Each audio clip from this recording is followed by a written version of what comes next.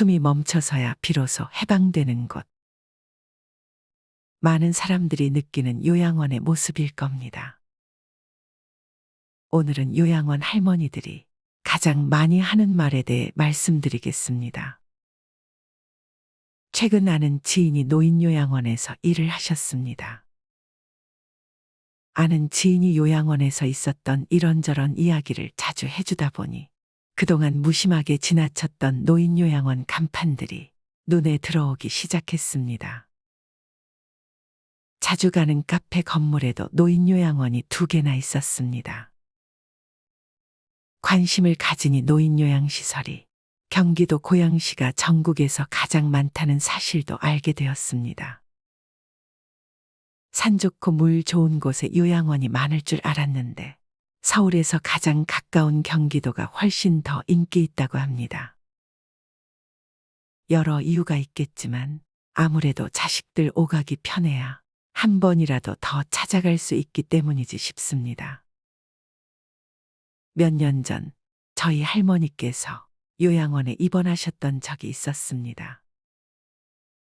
면회를 하러 갔을 때 요양원 창문에 붙어 있던 행복한 노후라는 노란색 스티커가 볼 때마다 참으로 무심하게 느껴졌습니다.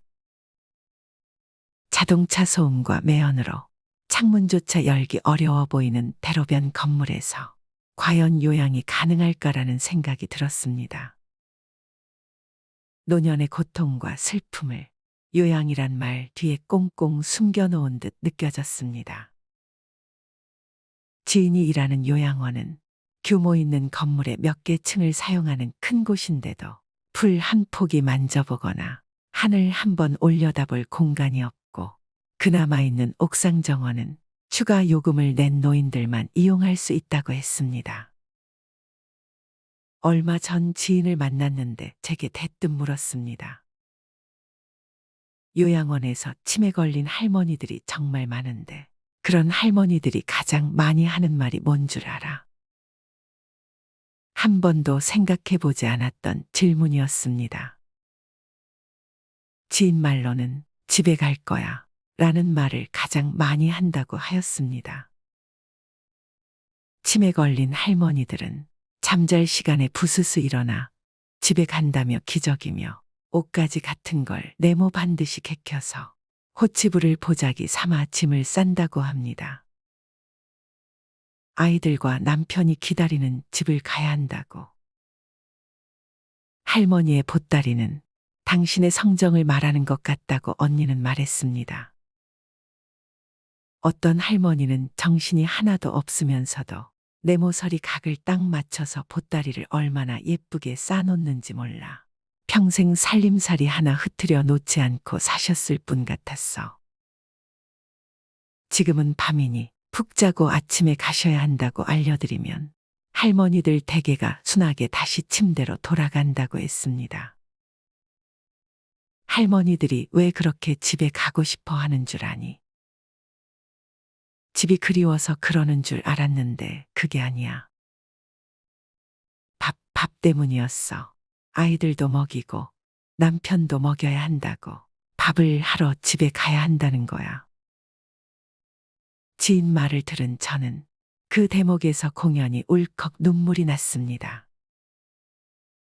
평생 때 맞춰 얼마나 많은 밥을 했으면 치매에 걸려서도 밥 걱정을 하는 걸까요?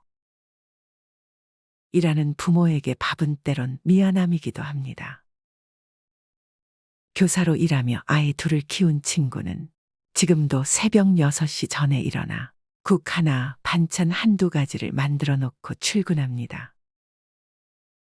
남편은 아이들 버릇이 나빠진다고 성화를 부리지만 어느덧 성인이 되어 손밖에 난 아이들에게 엄마로서 해줄 수 있는 게 밥이라고 생각합니다. 그러고 보니 우리 아들은 나중에 엄마 밥, 아빠 밥을 어떻게 기억할까 궁금합니다. 출퇴근 시간에 쫓겨 제대로 된 집밥을 해준 적이 거의 없었기 때문이죠. 집밥이라고 해도 할머니가 만들었거나 동네 친구나 반찬 가게 아주머니들이 만든 반찬이 전부였을 것입니다. 그래도 아침밥은 꼭 먹여 보냈다는 사실을 아들이 잊지 않았으면 좋겠습니다. 밥하러 가야 한다는 요양원 할머니들의 말에는 얼마나 많은 이야기가 담겨 있는 걸까요? 문득 치매 걸린 할아버지들은 어떤 말을 가장 많이 할까 궁금해졌습니다. 어쩌면 일하러 가야 한다고 가방을 챙길지도 모르겠다는 생각이 드네요. 요양원 할머니들의 밥처럼 할아버지들의 말에도 수많은 이야기가 숨어 있을 것입니다. 평생 노동하는 몸으로 살아야 하는 소음과 매연으로 창문조차 열 수 없는 요양원이란 사실은 참으로 슬픈 현실입니다. 어느 한 기자가 직접 취재한 요양원의 모습을 알려드리겠습니다. 요양원 곳곳에 설치된 CCTV는 24시간 돌아갑니다. 낙상하거나 폐회하는 어르신들 때문입니다. 그래서 요양보호사는 하루 종일 CCTV를 가까이 두어야 합니다. 어느 새벽 6시경에 102살의 최고령자 박옥순 할머니가 퇴소하셨습니다. 박옥순 할머님은 5년 전 딸의 손을 잡고 요양원에 오셨습니다. 딸은 할머님을 입원시키면서 잘 보살펴 주시기를 부탁하셨습니다. 입소 후 서서히 입을 열지 않으셨는데 언제부턴가 식사할 때도 입을 열지 않는 일이 잦아졌습니다. 식사 시간에도 할머님은 요양보호사가 힘겹게 침대에 앉혀도 밥 한술 뜨지 않고 픽 쓰러지곤 하셨습니다. 힘을 써서 베개를 끼운 채 겨우 앉히는 것까지는 가능했습니다. 그러나 할머니의 입까지 보호사가 억지로 열게 할 순 없었습니다. 그래서 얼굴을 붙잡고 눈을 마주쳐도 큰 소리를 내도 할머니는 항상 묵묵부답이었습니다. 끈질기게 식사를 권하면 제발 날 좀 내버려둬 하는 애처로운 눈빛으로 저를 바라보시곤 합니다. 안 그래도 작은 체구의 음식을 못 먹으니 몸은 더 말라지기 시작하더니 침대의 절반도 채우지 못하는 지경까지 이르렀습니다. 할머님이 퇴소하시기 며칠 전 막내딸이 찾아왔습니다. 막내딸은 할머니의 입속에 밥을 한 숟갈이라도 넣고자 했습니다. 그럼에도 할머니는 입을 열지 않으시고 콧줄조차 거부했습니다. 동료들은 고개를 저으면서 말했습니다. 죽고자 하는 거지. 저렇게 안 먹어서야 오래 살겠어? 콧줄도 안 끼면 죽을 텐데. 그렇습니다. 할머니는 소리 없이 나는 죽을 거야 라고 아우성치고 있었습니다. 이제 더 이상 그만하고 싶다고. 할머니가 달라졌다 싶은 순간이 최근에 있었습니다. 이틀 전이었습니다. 옥순 할머님은 같은 방 어느 할머니의 식사를 지켜보다 갑작스레 손으로 당면을 집어먹었습니다. 다른 음식은 거부한 채 당면만을 입속에 계속 우겨 넣었습니다.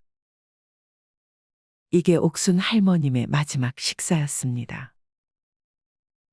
할머니가 5년 동안 누워 계셨던 침대는 금세 치워졌습니다. 할머님의 작은 체구 탓에 살아계셨을 적에도 할머니가 없는 것처럼 느껴지던 침대였습니다. 할머님은 목욕 시간을 제외하곤 절대 침대 밖으로 나오지 않으셨습니다. 전등이 켜지면 눈을 뜨셨고 전등이 꺼지면 눈을 감으셨습니다. 가끔씩 손바닥만한 은색 거울을 들여다보는 것이 할머니의 유일한 취미였습니다. 그리고 식사의 거부는 요양원을 향한 유일한 감정 표현이었습니다. 옥순 할머니의 장례를 치른 지 5일이 지났을 때 4명의 딸이 요양원에 찾아왔습니다. 사과 상자를 가지고선 말이에요. 그들은 한동안 할머니의 침대를 가만히 지켜보았습니다. 약 30분이 지나자 요양원을 떠났습니다. 머리맡에 놓여있던 은색 거울과 꽃 모양 팔찌는 가져가지 않았습니다. 할머니의 소중한 유품은 검은 봉지에 담긴 뒤 버려졌습니다. 같은 방의 할머니 중 그 누구도 옥순 할머니에 대해 묻지 않았습니다. 오는 사람도 호들갑 떠는 사람도 없었습니다. 거실 칠판에 써있는 박옥순 이름 옆으로 퇴소라는 빨간 글씨만이 할머니의 죽음을 시사했습니다. 요양보호사님의 인터뷰 중 일부를 알려드렸습니다. 언제부턴가 가족들은 전문적인 돌봄을 받으며 사시라고 노인들을 요양원으로 보냅니다. 하지만 요양원에 들어온 노인들은 하루만이라도 더 빨리 죽여달라고 말하곤 합니다.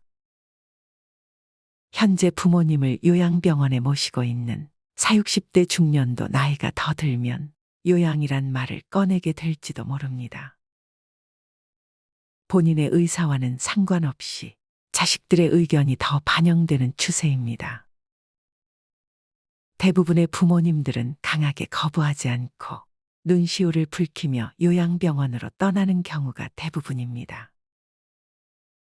치매 환자가 아닌 뇌졸중, 파킨슨병 환자들은 정신이 멀쩡해 갈등이 생기는 사례가 적지 않습니다. 요양이란 말이 두려움의 대상이 됐기 때문입니다. 어느 노인의 요양병원 일기를 읽어드리도록 하겠습니다. 요양병원에 입원한 지 어느덧 8년이 되었습니다. 그동안 내가 입원했던 병실에는 수도 없는 노인들이 왔다 갔습니다. 저와 그들은 같은 감정을 느꼈습니다. 열심히 살 때에는 세월이 총알 같다 하고 쏜 화살 같다 하건만 할 일 없고 몸이 쇠하니 세월이 가지 않는다고 그렇게 한탄하시더이다. 정신이 맑으면 무엇하리요? 자식이 많은들 무엇하리요? 보고품만 더 하더이다. 차라리 정신을 놓아버린 저 할머니처럼 세월이 가는지 자식이 왔다 가는지 애지중지하던 자식을 보아도 몰라보시고 그리움도 사랑도 다 기억에서 지워버렸으니 천진난만하게 하루 세끼 주는 간식만이 유일한 낙이더이다. 자식 10여 남매 있음 무엇하리요? 이 한 몸 거할 곳 없더이다. 아들, 딸, 자식들, 유명 인사인들 무엇하리요? 이 한 몸 갈 곳 없어 여기까지 흘러 왔더이다. 허리띠 졸라매고 최고 학벌 자랑하며 고생도 보람으로 알고 자식 뒷바라지 했던 들 무엇하리요? 작디 작은 이 한 몸, 자식이 아닌 다른 사람 손에 매인 것을 인생 종착역인 이곳까지가 멀고도 험하였으니 종착역에 벗은 많으나 마음 나눌 곳 없어 외롭더이다. 앞을 못 보는 사람, 듣지 못하는 사람 속의 맑은 정신은 외롭기만 하더이다. 치매로 정신을 망각하면 차라리 그것이 신의 선물이 아닐까요? 나는 무슨 죄를 지어 이런 고통 속에서 살아가야 하는 것입니까? 언제까지 이 고통을 감내해야 하는 것입니다. 망각하는 그것만이 고통에서 벗어나는 유일한 방법일지도 모릅니다. 몸은 쇠하고 정신 맑으면 무엇하리요? 괴로움만 더 하더이다. 가는 마당의 야속함도 사랑도 그리움도 추억도 정신에서 모두 내려놓으니 차라리 마음이 홀가분하지는 않을까요? 모진 비바람도 다 지나간 조용히 흐르는 저 호수 같은 마음으로 훌을 떠나고 싶습니다. 요양병원에 입원한 어느 노인의 일기 어떠셨나요? 과거엔 부모들은 자식에게 전 인생을 투자하고 노후를 보장받기도 하는 것이 일반적이었으나 이젠 정부의 사회복지 서비스가 아니라면 자신이 스스로의 노후를 책임져야 할 시대입니다. 아직도 연금 타고 퇴직금 타서 울고불며 매달리는 자식에게 결혼비용, 취업자금, 사업자금 다 털어주고 빈털터리가 된 부모들이 길거리에 내몰리는 것이 현실입니다. 결국 서로 비참한 꼴이 되지요. 한 푼 없이 늙고 초라한 부모가 자식들에게 더 이상 부모가 아닌 것이 오늘의 현실입니다. 자식에겐 교육까지만 책임져주고 언제까지가 될지 모르는 자신의 제3의 인생. 노후 대비의 만전을 기해야 합니다. 이 현실이 남의 이야기가 아닌 바로 우리 노인들의 이야기입니다. 통계청이 발표한 2022년 통계청 고령자 통계에 따르면 올해 한국 전체 인구의 17.5%인 902만 명이 65세 이상 고령 인구로 이 비중은 계속해서 증가하고 있습니다. 한국의 고령화 속도도 다른 OECD 국가들에 비해 상대적으로 빠른 편입니다. 이제 누구나 노년기에 요양원이나 요양병원에 대해 한 번쯤 생각하게 됩니다. 물론 일부 기관의 이야기이지만 또한 뉴스에서 나온 안 좋은 소식에 요양원을 가도 괜찮을까 염려가 되는 분들도 있을 것입니다. 게다가 요양원에 들어갔을 때 금액에 대한 걱정도 큰 부분을 차지합니다. 치매와 뇌출혈이 겹친 부모를 응급실에 거쳐 요양병원에 모신 분의 사연인데요. 한 달 월급이 500만 원쯤인 그는 응급치료와 재활치료, 간병비 등을 합해 6개월간 3천만 원을 썼습니다. 부모를 요양시설에 보내고 싶지 않다는 생각이 그를 붙잡았습니다. 하지만 영화보다 현실은 때론 더 잔혹합니다. 자식이 아무리 부모를 집에서 모시고 싶어도 혹은 부모가 아무리 요양원에 가고 싶지 않아도 이상과 현실은 동떨어져 있는 경우가 많이 있습니다. 이런 잔인한 현실 앞에 자식은 자식대로 미안하고 부모는 부모대로 아무 말 못하고 고개만 떨굽니다. 서로 눈을 마주 보지 못하고 먼 산만 바라봅니다. 아직도 요양시설에 대한 부분은 자녀나 부모 모두에게 참 어려운 문제입니다. 가능하면 건강하게 생활하여 질병의 시기를 늦추는 게 가장 좋은 방법이겠죠.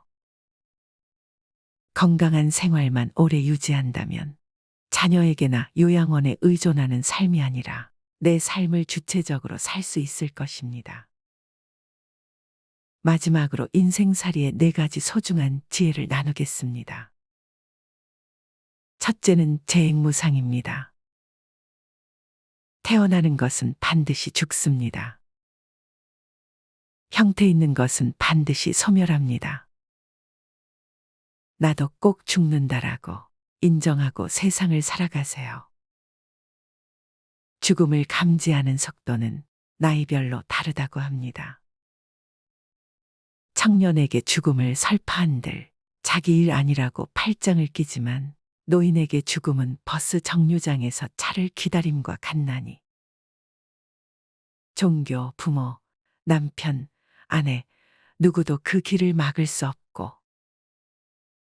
대신 가지 못하며 함께 가지 못합니다. 하루하루 촌음을 아끼고 후회 없는 삶을 사는 것, 이것이 죽음의 두려움을 극복하는 유일한 길입니다. 둘째는 회자정리입니다. 만나면 헤어짐이 세상사 법칙이며 진리입니다. 사랑하는 사람, 일가 친척, 남편, 부인, 자식, 명예, 부귀영화, 영원히 움켜쥐고 싶지만 하나 둘 모두 내 곁을 떠나갑니다. 인생살이는 쉼없는 연속적인 흐름인 줄 알아야 합니다. 매달리고 집착하고 놓고 싶지 않는 그 마음이 바로 괴로움의 원인이며 만병의 시작이니 마음을 새털같이 가볍게 하는 지혜가 필요합니다. 셋째는 원증회고입니다. 미운 사람, 싫은 것, 바라지 않는 일은 반드시 만나게 됩니다. 원수, 가해자, 아픔을 준 사람, 꼴도 보기 싫은 사람도 만나게 되며 가난, 불행, 병고, 이별, 죽음 등 내가 피하고 싶은 것들이 나를 찾아옵니다. 세상은 빙글빙글 주기적 사이클로 돕니다. 나도 자연의 일부인 만큼 사이클이 주기적으로 찾아옵니다. 이를 라이프 사이클이라고 합니다. 현명하고 지혜롭고 매사에 긍정적인 사람은 능히 헤쳐나가지만 우둔하고 어리석고 매사에 소극적인 사람은 그 파도에 휩쓸리니 늘 마음을 비우고 베풀며 살아가세요. 마지막으로 넷째는 구부득고입니다. 구하고자 얻고자, 성공하고자 행복하고자 하지만 세상살이가 그렇게 만만치 않습니다. 내가 마음먹은 대로 다 이루어지면 고통도 없고 좋으련만 모든 것은 유한적인 데 비해 사람 욕심은 무한대이므로 아무리 퍼부어도 채워지지 않는 항아리와 같습니다. 그러므로 욕심덩이 가득한 마음을 조금씩 덜어 비워가야 합니다. 자꾸 덜어내고 가볍게 할 때 만족감, 행복감, 즐거움이 그를 따릅니다. 마치 형체를 따르는 그림자와 같이 말이죠. 오늘의 영상이 도움되셨다면 주위의 소중한 분들께 공유해 주세요. 이상으로 인생의 기술이었습니다.